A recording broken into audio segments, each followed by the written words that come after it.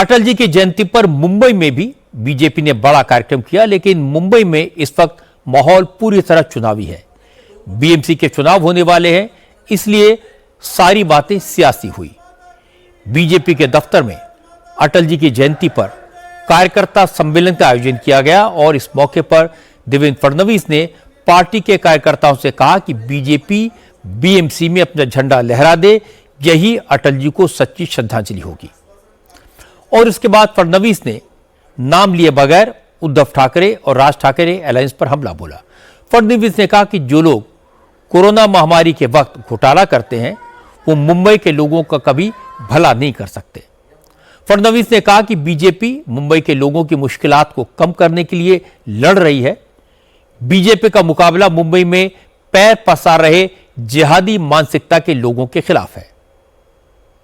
जी सुरुवात अटलजींनी केली, आज आपल्याला पुन्हा एकदा या मुंबई जो शुरुआत अटल जी ने की थी, वैसे ही बीएमसी चुनाव में अपनी सत्ता लाकर अंधेरा छटेगा, सूरज निकलेगा, कमल खिलेगा, ये दिखाना है।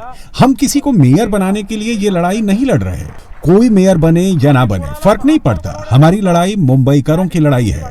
जिस तरीके से मुंबईकरों को भ्रष्टाचार के दलदल में धकेला गया, जो मुंबईकर मर रहे थे, तब अपनी हथेली पर रखकर घी खाने वाले कौन थे, ये हमें मुंबईकरों को बताना है। जब मुंबईकरों को मदद की जरूरत थी, कौन लोग अपने महलों में बैठे हुए थे और किनके लोग आम मुंबईकरों को लूट रहे थे, इसका पर्दाफाश करने के लिए हम इन चुनाव में उतरे हैं। पारदर्शिता और प्रामाणिकता से मुंबई महानगर पालिका चलनी चाहिए। इस संकल्प के साथ हम इस चुनाव में उतरे हैं। मुंबई में जिस तरह आज हमारी राष्ट्रवादी शक्तियां हैं, इन शक्तियों के खिलाफ जिहादी मानसिकता तैयार हो रही है। उस मानसिकता को कुचलने के लिए हम चुनाव में उतरे हैं। तैयार होते आहे।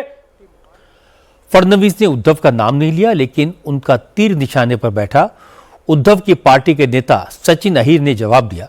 सचिन अहीर ने कहा कि फडणवीस का राष्ट्रवाद झूठा है। उन्हें राष्ट्रवाद और हिंदुत्व तभी याद आता है जब चुनाव करीब होता है। उनका बयान हिंदुओं में फूट डालने के लिए है। सचिन अहीर ने कहा कि उद्धव ठाकरे को जिहादी कहने से पहले फडणवीस को अपने गिरेबान में झांकना चाहिए। इनको सत्ता ही चाहिए।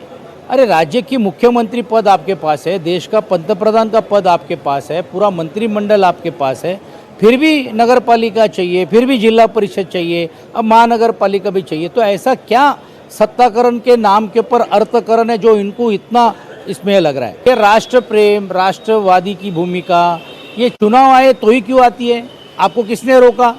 मनसे के लोगों ने ट्वीट किया, सलाम वालेकुम हाफिज अल्लाह बोलकर किया, तो उन्होंने कहा कि मुझे कोई नहीं रोक सकता है मुस्लिम कार्यक्रम में। ये तो फिर अच्छी बात है ना, हमारे उसमें कोई शिकायत नहीं है। लेकिन कहने का बात ऐसा है कि कुछ लोग हमारे पे टिका करते हैं, जो वक्त आया तो उस समाज के लिए कुरैशी होने के लिए भी तैयार हो जाते हैं। राष्ट्र प्रेम इष्ट प्रेम नहीं है, सिर्फ ये मुद्दा खड़ा करके हिंदुओं को बांटने का काम। शिंदे की शिवसेना ने फडणवीस के बयान को सपोर्ट किया। संजय निरुपम ने कहा कि उद्धव और राज ठाकरे दोनों हिंदू विरोधी हैं। उद्धव ठाकरे अपनी पार्टी में हिंदू विरोधी मुसलमानों और पाकिस्तान परस्त लोगों को शामिल करते हैं।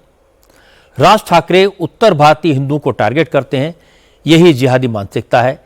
इसी के खिलाफ बीजेपी और शिंदे की शिवसेना मिलकर लड़ रही है। जिस तरीके से उद्धव ठाकरे जी की पार्टी और राज ठाकरे की पार्टी एक मिलकर के युति करके मैदान में उतर रही है, और जिस तरीके से वो लोग खान और पठान और जिहादी मानसिकता के लोगों को साथ में लेकर अपनी ताकत बढ़ा रहे हैं, तो आने वाले दिनों में मुंबई के अंदर खतरे और बढ़ जाएंगे। ऐसे ही जिहादियों के दबाव में आकर के राज ठाकरे के लोग, मनसे वाले लोग पूरे हिंदुओं के बीच एक विभेद पैदा करने की कोशिश कर रहे हैं। आपको खान और पठान चलेंगे, लेकिन हिंदू समाज का एक वर्ग नहीं चलेगा। वोटों के लिए तुष्टिकरण की नीति तो बहुत बात की बात है, जिहादियों के साथ समझौते करने के लिए आप उतर गए हैं।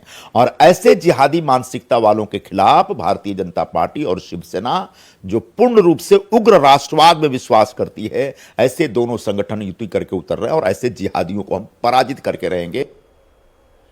बीएमसी इलेक्शन में महा विकास अघाड़ी बिखर गई है। कांग्रेस अलग से लड़ रही है। इसलिए देवेंद्र फडणवीस ने उद्धव पर हमला किया तो कांग्रेस के नेताओं ने चुप्पी साध ली। विजय वट्टेटीदार ने कहा, जब फडणवीस ने कांग्रेस के लिए कुछ नहीं कहा तो वो जवाब क्यों दें? शिवसेना और एमएस इसका जवाब देंगे। हालांकि इसके बाद वट्टेटीदार थोड़ा संभले। उन्होंने कहा कि फडणवीस संवैधानिक पद पर हैं, उन्हें इस तरह के नफरती बयान नहीं देने चाहिए।